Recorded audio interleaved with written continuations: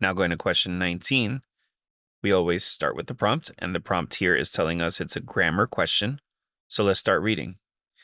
This person, a genetics expert, recently discovered that cephalopods, ocean dwellers that include the squid, the octopus, and the cuttlefish, have a genetic ability called RNA editing that confers evolutionary advantages. That's actually kind of interesting. But let's briefly review the rules for the semicolon, colon, and long dash. The semicolon is for two independent clauses. For instance, John went to the mall. He bought shoes. For the colon, the first part has to be independent, and the second part is anything that describes the first part. For instance, there was only one thing Scooby could do: run. Now, that second part is anything that describes the first part. So it could be a full independent clause or something as short as just a single word. It's anything as long as it's describing the first part.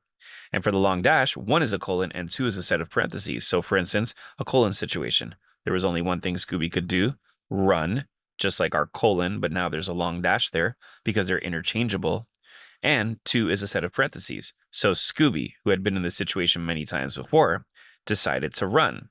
And that's what we have here. We have a little side information. Cephalopods, ocean dwellers that include the squid, the octopus, and the cuttlefish, have this special genetic ability. So we can use two long dashes as a set of parentheses, and that's answer choice D right here. It's a middle modifier, a little timeout in the sentence that could have been separated apart from the rest of the sentence by commas, parentheses, or in this case, long dashes.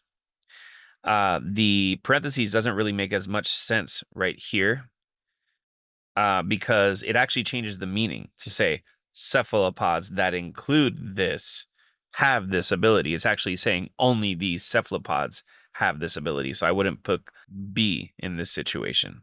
So once again, the answer is D.